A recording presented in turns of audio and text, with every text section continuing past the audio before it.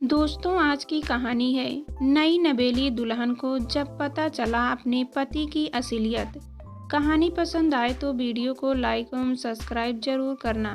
सुमन Chaudhary graduate थी और उसने नावा से ब्यूटी पार्लर का कोर्स किया था। वह गोरे रंग की कजरीरी आंखों वाली बेहद सुंदर युवती थी। वह राजस्थान के नागौर जिले के गांव हेमपुरा के रहने वाले नानूराम चौधरी की बेटी थी।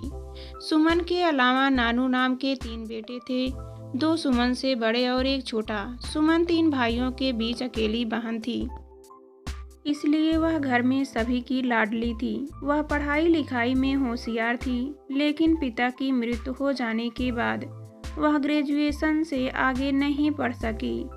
अन्य लड़कियों की तरह सुमन ने भी रंगीन ख्वाब देखे थे।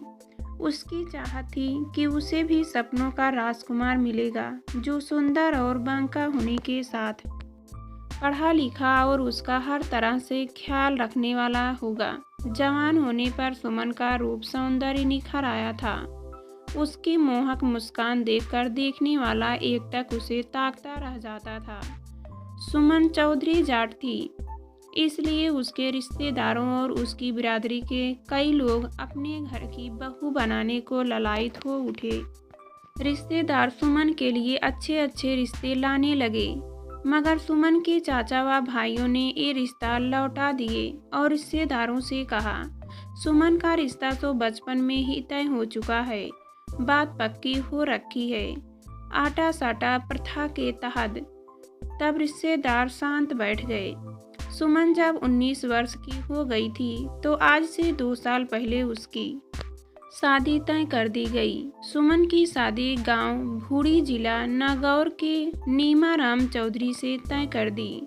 सुमन उस वक्त नहीं जानती थी कि उसका पति न केवल मामूली सा पढ़ा लिखा है, बल्कि उम्र में भी उससे 2 गुना है और वह बकरियां चराने वाला व खेती करने वाला मजदूर है। सुमन के चाचा और भाइयों ने सुमन के बदले 4 साथियों की सौदेबाजी की। वैसे भी राजस्थान के ग्रामीण इलाकों में आज भी लड़की का रिश्ता उसके परिजन ही तय करते हैं। परिजन लड़की का रिश्ता जिस युवक से कर देते हैं, उसी से लड़की को शादी करनी पड़ती है। लड़की को भले ही वह लड़का पसंद ना हो, मगर परिजनों द्वारा किए गए रिश्ते को लड़की को निभाना ही होता है। सुमन भी ग्रामीण परिवेश की शर्मीली लड़की थी।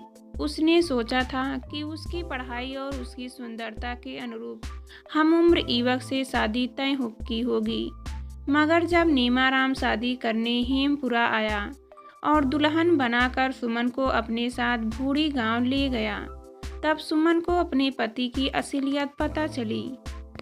सुमन ससुराल चली तो गई, लेकिन अपने भाग्य को कोसने लगी। मगर अब क्या हो सकता था, वह चुप लगा गई। सुमन की 2 नंदों की शादी गांव लिचाना जिला नागौर में सुमन के भाइयों के सालों से की गई। इस शादी के बाद सुमन के 2 भाई उसकी नंदों की 2 नंदों से शादी कर अपने घर हेमपुरा ले आए। सुमन को अब जाकर आटा साटा के खेल के बारे में पूरा पता लगा था। सुमन को उसके पति नीमाराम ने एक दिन कहा, तुझसे शादी करने के लिए मैंने अपनी 2 बहनें तुम्हारे भाइयों के 2 सालों से ब्याही है और मेरी बहनों की 2 नंदें तुम्हारे भाइयों से ब्याही हैं, यानी तेरे बदले 4 साथियों की सौदेबाजी हुई है। अब समझ गई ना कि तेरी जैसे ग्रेजुएट और सुंदर लड़की की मुझ गंवार व उम्र में 2 गुनों से शादी किस कारण की गई। तेरे कारण 4 घर और बसे हैं। सुनकर सुमन को सारा माजरा समझ में आ गया। उसके सगे भाइयों ने अपना घर बसाने के लिए उसका सौदा किया था, वह टूट गई। उसे रिश्ते बेईमानी लगने लगे।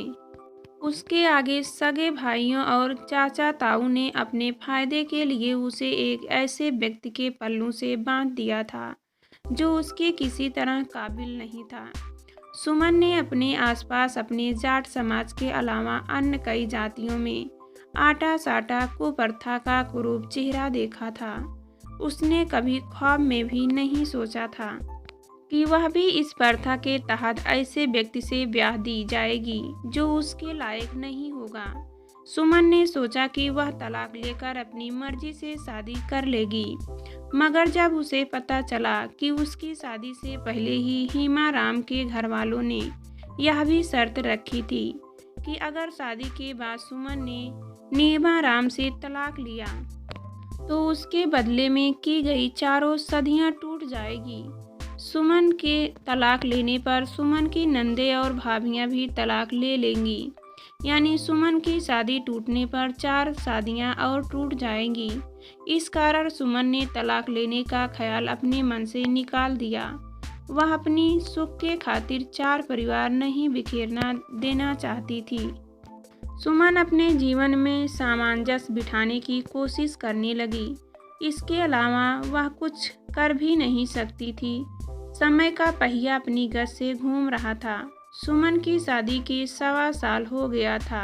उन्हीं दिनों हेमाराम ने सुमन से एक दिन कहा, मैं इराक काम करने जा रहा हूँ। सुनकर सुमन बोली, आप 3-4 साल बाद आओगे? मैं अकेली कैसे जी सकूंगी? आप इराक मत जाओ, हम यहीं पर कोई काम धंधा देख लेंगे।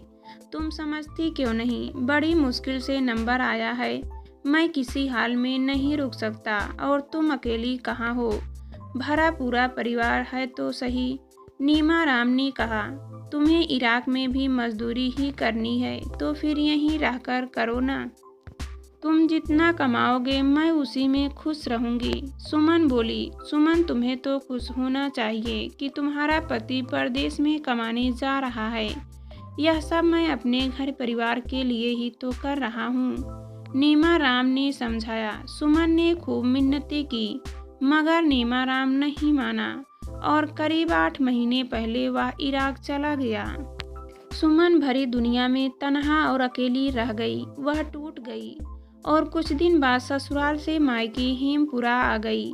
सुमन मायके में रह रही थी। उसने ससुराल का रास्ता भुला दिया था। उसका पति इराक जा बैठा था। वह शादीशुदा होकर भी मायके में बैठी थी।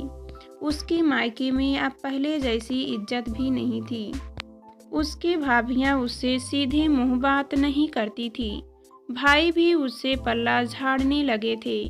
सुमन का छोटा भाई जरूर उसका लाडला था। दोनों भाई बहन अपना सुख दुख आपस में जरूर बांट लेते थे। सुमन ने मन ही मन विचार किया कि वह शादीशुदा होकर मायके में कितने दिन गुजारेगी। पति जाने कब इराक से लौटेगा। उसके जीने की इच्छा खत्म हो गई थी। वह दुनियादारी को समझ गई थी। नाते रिश्ते सब मतलब के हैं। मतलब निकलने के बाद कोई उसे पूछ नहीं रहा था। इसी दौरान वह 28-29 जून 2021 की रात को घर के पास वाले कुएं में कूद गई। सुमन के कुएं में कूदने पर घर परिवार में हड़कंप मच गया।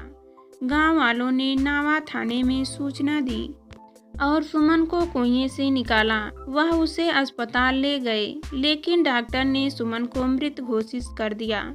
सुमन के चाचा तब नावा थाने पहुंचे और थाना प्रभारी धर्मेश दायमा को तहरीर देकर बताया कि पति के इराक जाने के बाद सुमन मायके आकर रहने लगी। पिछले 4-5 दिनों से वह मानसिक रोगी और पागलों जैसी हरकतें कर रही थी। पुलिस इसे आत्महत्या मानकर जांच कर रही थी। वही परिजन सुमन को मानसिक रोगी व पागल बताकर आटा साटा के तहत हुई शादी की बात को दबाना चाहते थे। मगर इसी दौरान सोशल मीडिया पर एक पोस्ट वायरल हो गई। वह सुमन का सुसाइड नोट था, जो उसके आटा साटा कुप्रथा के खिलाफ लिखा था। मेरा नाम सुमन चौधरी है। मुझे पता है कि सुसाइड करना गलत है, पर सुसाइड करना चाहती हूँ। मेरे मरने की वजह मेरा परिवार नहीं, पूरा समाज है, जिसने आटा साटा नाम की कुप्रथा चला रखी है। इसमें लड़कियों को जिंदा मौत मिलती है। लड़कियों को समाज के समझदार परिवार अपने लड़कों के बदले बेचते हैं। समाज के लोगों की नज़रों में तलाक लेना गलत है, परिवार के खिलाफ शादी करना गलत है, तो फिर यह आटा साटा प्रथा भी गलत है। आज इस कुप्रथा के कारण हजारों लड़कियों की जिंदगी और परिवार बर्बाद हो गए हैं।